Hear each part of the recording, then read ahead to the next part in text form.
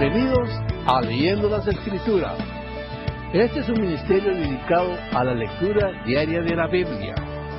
Nuestra oración es que usted, la Iglesia de Jesucristo, regrese a la delicia de meditar en la ley de Dios de día y de noche, porque la fe viene por el oír y el oír por la palabra de Dios. Ahora con nosotros, nuestro hermano Felipe.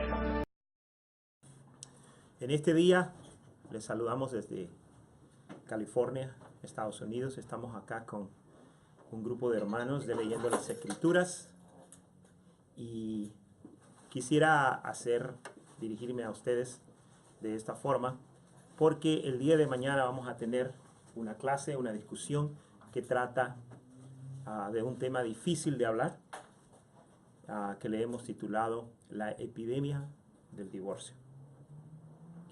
Y quise hacer esta reunión el día de hoy y hablar de esto por la sencilla razón de que al estudiar todo lo que se ha dicho acerca del divorcio, al estudiar la Biblia, al estudiar libros, al estudiar artículos, al ver videos, me vengo a dar cuenta de una de las tantas razones por las que en la iglesia el cristiano tiene complicaciones con entender este tema tan difícil y tan triste.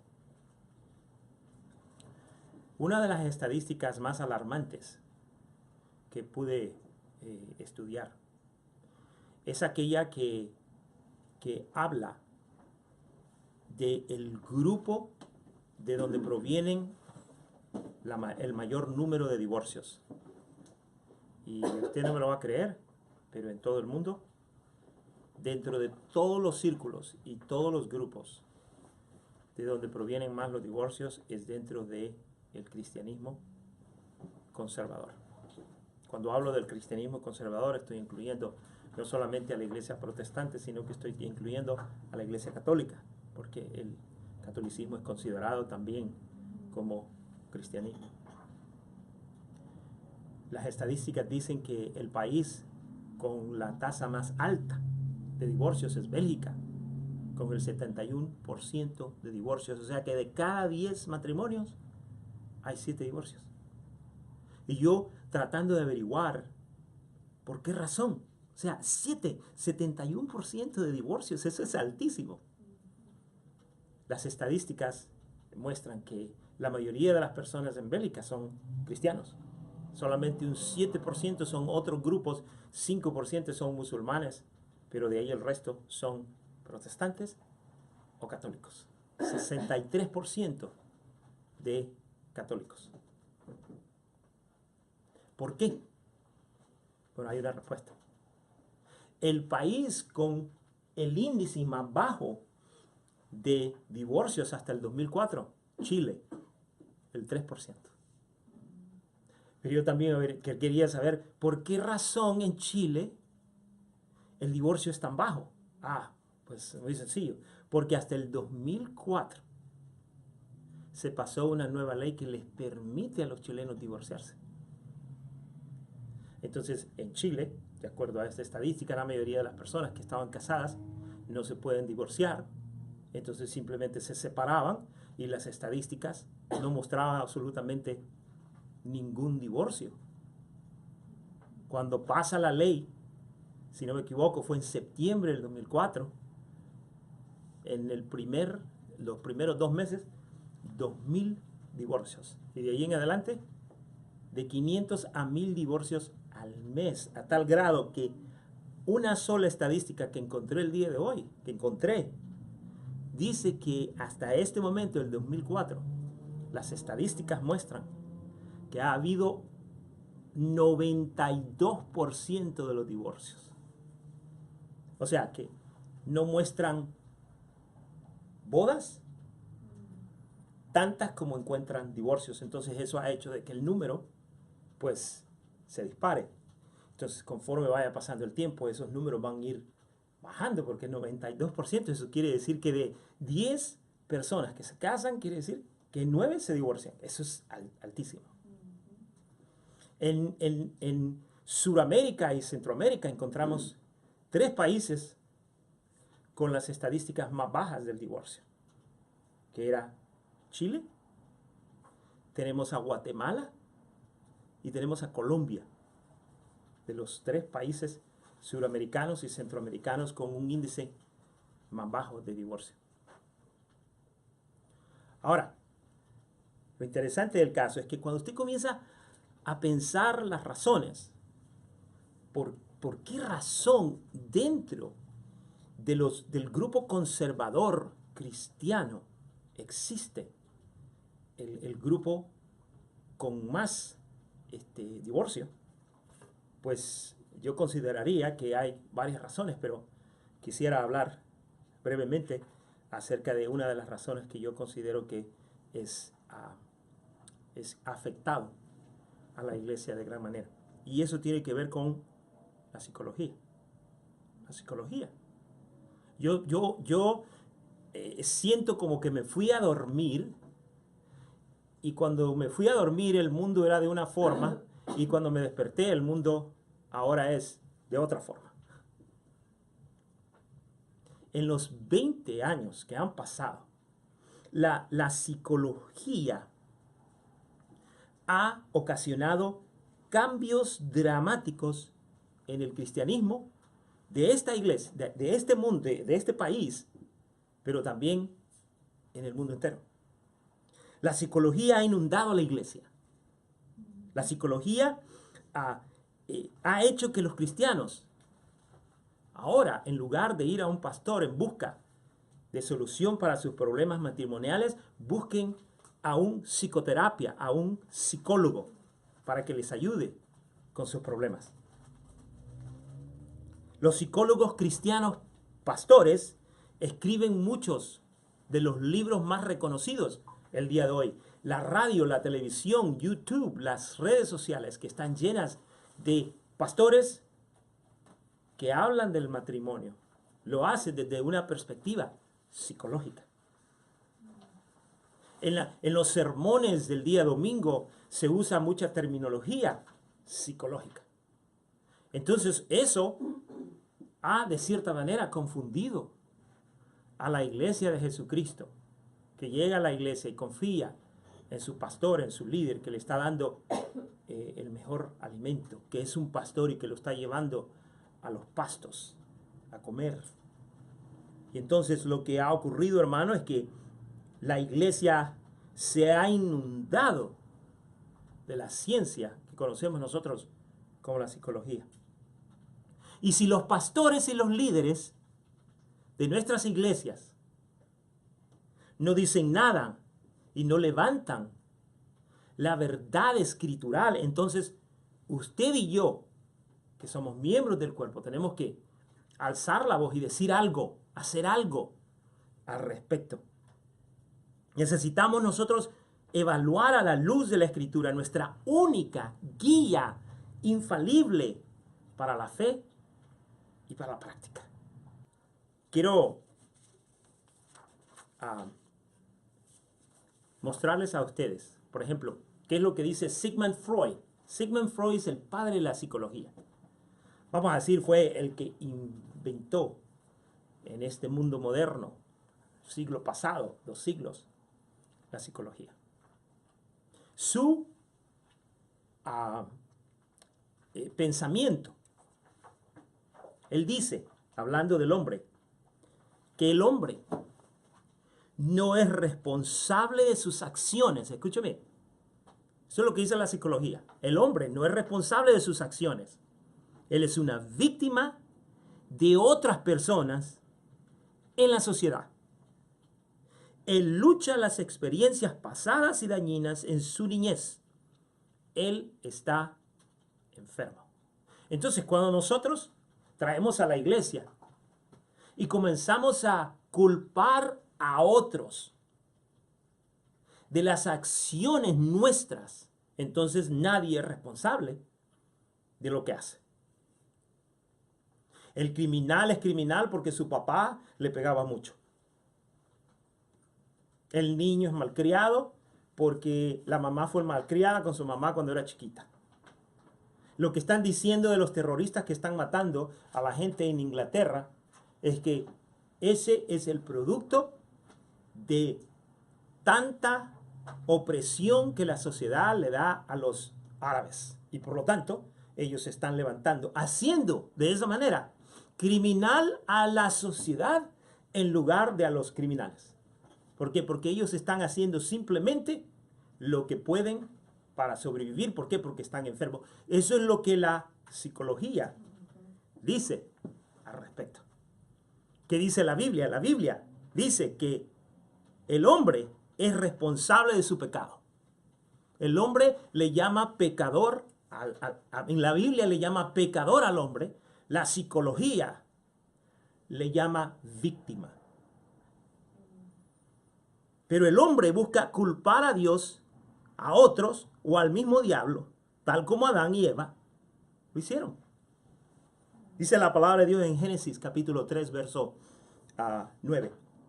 Mas Jehová Dios llamó al hombre y le dijo, ¿dónde estás tú? Y él respondió, oí tu voz en el huerto y tuve miedo porque estaba desnudo. Y me escondí. Y Dios le dijo, ¿quién te enseñó que estabas desnudo? ¿Has comido del árbol de que yo te mandé que no comieses?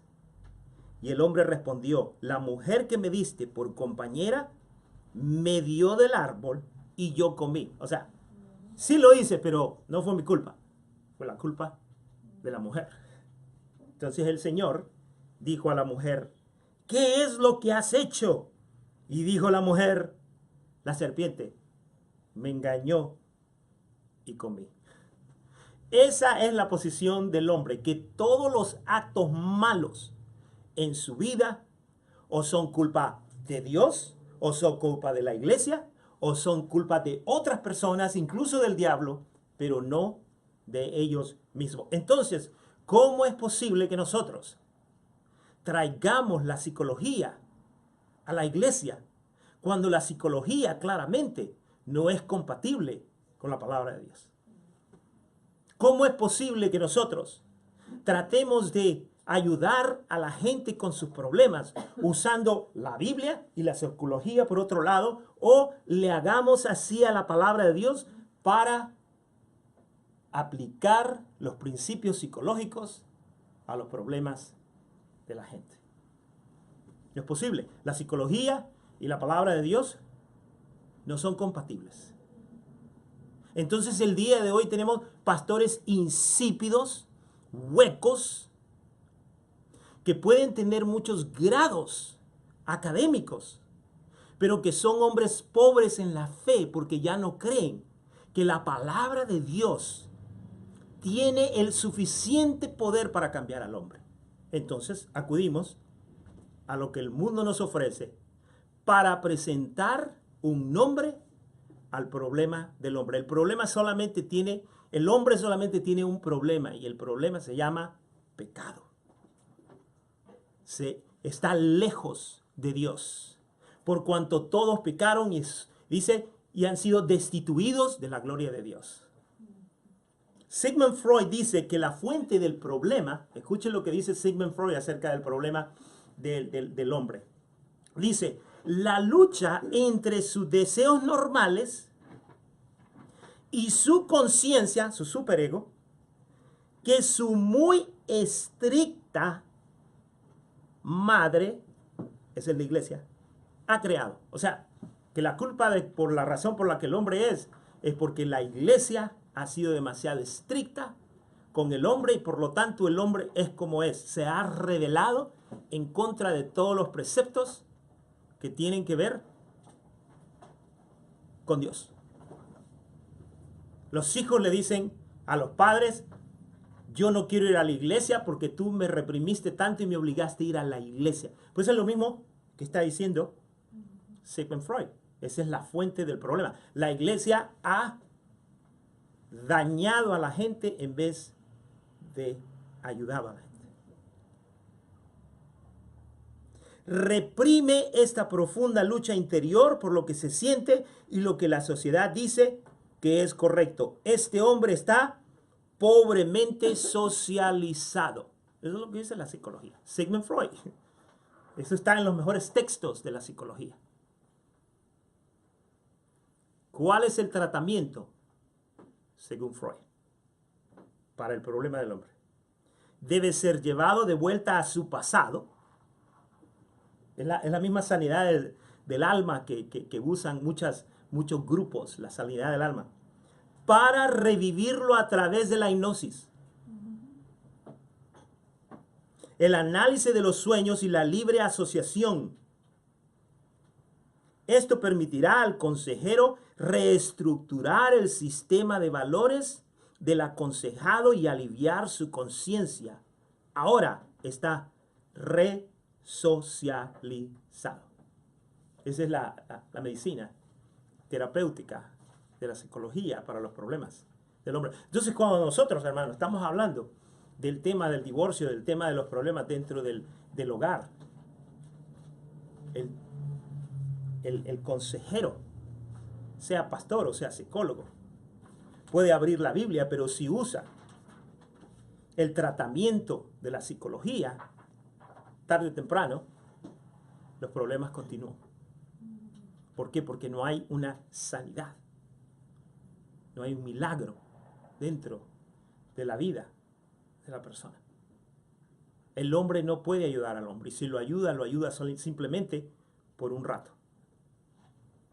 Cuando Dios sana a un hombre, salva a una mujer, los salva, los regenera. La palabra de Dios dice que la fuente del problema del hombre es que el hombre es un pecador por naturaleza y busca vivir egoístamente para satisfacer los deseos de su carne y de su mente. El hombre está muerto espiritualmente. Eso es lo que la Biblia dice. Y eso no es compatible con la psicología. Dice Romanos 5:12, por tanto, como el pecado entró en el mundo por un hombre y por el pecado la muerte, así la muerte pasó a todos los hombres por cuanto todos pecaron. Todos somos pecadores. Efesios capítulo 2, del verso 1 en adelante dice, y Él os dio vida a vosotros cuando estabais muertos en vuestros delitos y pecados, en los cuales anduvisteis en otro tiempo, siguiendo la corriente de este mundo, conforme al príncipe de la potestad del aire, el espíritu que ahora opera en los hijos de desobediencia, entre los cuales todos nosotros, dice Pablo, vivimos en otro tiempo en los deseos de nuestra carne, haciendo la voluntad de la carne y de los pensamientos, y éramos por naturaleza hijos de ira, lo mismo que los demás. Entonces, el problema no es, hermano, que estemos reprimidos, el problema es que somos pecadores y cometemos crímenes, matamos, robamos, somos infieles, no porque la mujer engordó, no porque está fea, sino que porque somos pecadores y andamos detrás de los gustos de nuestra carne y los gustos de nuestra mente. El tratamiento que da la Biblia para que el hombre sea sanado. El hombre necesita ser transformado y solo el poder de Dios le puede ayudar. El poder de Dios, el poder de la palabra de Dios verdaderamente transforma y cambia al pecador. Si no es así, entonces no necesitaríamos de Dios. Para tratar con la raíz de los problemas del hombre, el hombre necesita redención, necesita convertirse a Cristo. No hay otra manera. Tito, capítulo 2, dice, porque la gracia de Dios se ha manifestado para salvación a todos los hombres, enseñándonos que renunciando a la impiedad y a los deseos mundanos, vivamos en este siglo sobria y justamente. Es lo que dice la palabra de Dios. Y dice, y piadosamente, guardando la esperanza bienaventurada y la manifestación gloriosa de nuestro gran Dios y Salvador Jesucristo, quien se dio a sí mismo por nosotros para redimirnos de toda iniquidad y purificar para sí un pueblo propio, celoso de buenas obras. Jesucristo no murió en la cruz del Calvario simplemente para darnos media salvación y para no tener que tratar con nuestros problemas y dejárselos a un psicólogo que trate con ellos. Yo creo, hermanos, que la psicología tiene su lugar en esta sociedad, pero no para la iglesia, sino para aquel que no se puede sujetar a la palabra de Dios, para aquel que no cree en Dios. Para esos es la psicología, que detestan la palabra de Dios, que no creen la palabra de Dios, que no honran la palabra de Dios. Pero la iglesia tiene su patrimonio en las Escrituras. La palabra de Dios es poderosa para cambiar al hombre. Es viva y eficaz. Es inspirada por Dios y útil. ¿Me explico? Tito capítulo 3, verso 4 al 7 dice: pero cuando se manifestó la bondad de Dios nuestro Salvador y su amor para con los hombres, nos salvó, no por obras de justicia que nosotros hubiéramos hecho, sino por su misericordia, por el lavamiento de la regeneración y por la renovación en el Espíritu Santo, el cual derramó en nosotros abundantemente por Jesucristo nuestro Salvador, para que justificados por su gracia viniésemos a ser herederos conforme a la esperanza de la vida. Entonces, hermanos, la iglesia está inundada, ha sido infectada con la mentira de que la palabra de Dios no tiene suficiente poder para cambiar al hombre. Y en esta noche, sin temor a equivocarnos, sin temor a las críticas, sin temor a los comentarios, estamos diciendo que Cristo, que su palabra es suficiente para tratar con los problemas del hombre, con los problemas dentro del matrimonio. Entonces, hermanos, el día de mañana vamos a estar tratando el tema de la epidemia del divorcio. El problema tiene que ver que en esta sociedad posmoderna, la gente cree en todo corazón que la verdad viene en la multitud de las opiniones. Deme su opinión, su opinión, su opinión, su opinión, su opinión, su opinión, su opinión, y con todas esas opiniones, entonces ahora yo puedo obtener la verdad. Esa es la ideología posmoderna del día de hoy. En otras palabras, que no hay verdad. No hay verdad. Nadie tiene la verdad. Ni siquiera Dios tiene la verdad. Todos nosotros tenemos la verdad, y toda nuestra verdad, puesta de una manera diferente, hace la verdad. Ese es el pensamiento posmoderno. Entonces, ¿qué es lo que ha ocurrido, hermano? Es que nosotros ahora creemos en la Biblia de una manera subjetiva. Lo que yo siento, lo que yo creo. Bueno, tú crees de esa manera, pero yo no creo que Dios quiso decir eso. O sea, comenzamos a interpretar la palabra de Dios como nosotros sentimos, como nosotros vemos y como nosotros creemos. Entonces, todo mundo tiene una interpretación subjetiva de la Biblia, y por eso es que hay una infinidad de interpretaciones de la palabra de Dios. La palabra de Dios es objetiva. ¿Qué importa lo que yo sienta? Imagínense, Génesis capítulo 1, verso 1. En el principio Dios creó los cielos y la tierra, y me voy a poner a pensar, bueno, yo no siento que Dios hizo los cielos y la tierra. No lo siento. Ni lo creo. ¿Qué importa que usted no lo sienta o que usted no lo crea? Si usted cree en ese texto, entonces va a creer en toda la Biblia. Pero si usted no cree en ese texto de que Dios es el Dios creador del cielo y de la tierra, entonces mucho menos va a creer lo que dice el resto de la Biblia. La palabra de Dios necesita ser exaltada dentro de la iglesia de Jesucristo. A toda costa nosotros tenemos que luchar, tenemos que pelear para que se nos dé la palabra sin adulterio, para que la podamos vivir y podemos gozar de lo que la palabra de Dios llama una vida en abundancia. A mí no me extraña, hermanos, que esto esté ocurriendo porque en la mayoría de las iglesias se ha abandonado la Biblia. Este ministerio, leyendo las Escrituras, existe con el fin de hacerle un llamado a la iglesia alrededor del mundo que regresemos a la Biblia, que regresemos a esta Biblia,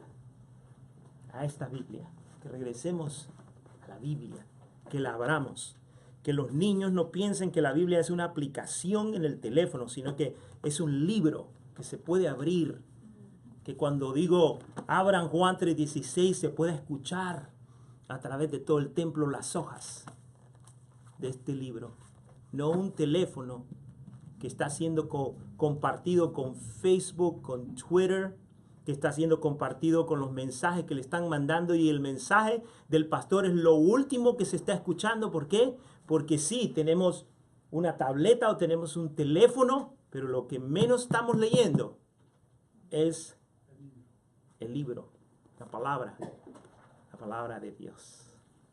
Entonces, esos son los problemas que estamos teniendo, y yo les hago un llamado a cada uno de ustedes que decidamos cuál va a ser la ley de nuestra vida.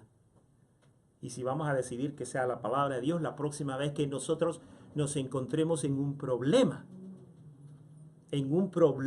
que tiene que ver con nuestra vida, sin importar que sea, nos vamos a acordar que en el momento que nosotros hicimos ese pacto de exaltar esta Biblia, exaltar esta palabra, entonces vamos a confiar en que Dios nos va a ayudar. ¿Me explico? Entonces vamos a orar y vamos a pedirle al Señor que nos guíe y nos ayude. Padre Celestial, en este momento estamos orando, y estamos orando por todos aquellos que nos están viendo, Señor. Estamos orando por aquellos que el día de hoy están quebrantados, están adoloridos, hijos, mujeres e incluso hombres, Señor. Estamos orando por los abuelos, por los hermanos, los primos, por la iglesia, por los vecinos. Estamos incluyendo a todo aquello en los hogares que están en medio de un remolino, Señor, que no saben ni a dónde van ni a dónde vienen por la confusión que ha causado la traición, del adulterio, de la infidelidad, Señor. Te pedimos, Señor, que tú les des esperanza, que tú les ayudes, que les des fuerzas, que tú, Señor, les des fortaleza, que tú les proveas, Señor, un pastor que lo guíe a esos pastos verdes, Señor Celestial. Oramos por aquellos maridos y aquellas mujeres que se están debilitando, que se están cansando de ser fieles, que se están cansando de ser hombres de honor en sus hogares. Te pedimos que les fortalezca, que los ayudes, que los guardes, que los libres de toda tentación, tanto a la esposa como al esposo. Padre Celestial, oramos por todos aquellos que están sólidos, que aman a sus esposas y que han decidido luchar, que han decidido seguir adelante. Clamamos para que sean luz, para que tengan amor de ir y ayudar a aquellos que necesitan de tu ayuda y de tu palabra, Señor. Oramos, Señor Celestial, para que nos pongas un corazón de carne y quites el corazón de piedra, Señor. Oramos por cada uno de los que estamos acá, cada uno de los hogares representados, de cada uno de los discípulos, leyendo las Escrituras. Ayúdanos, Señor, a continuar y a poder predicar sin temor, Señor, y con libertad esta palabra. Señor, ayúdanos a exaltarla, exaltarte a ti, Señor Jesucristo. Gracias, Señor. Confiamos en que tú estás oyendo nuestras peticiones y nuestros ruegos, Señor. El día de mañana también te pedimos por la audiencia que va a estar, Señor, en la clase del día de mañana. Ayúdanos, Señor. Te oramos todo esto en el nombre santo de Jesús. Amén.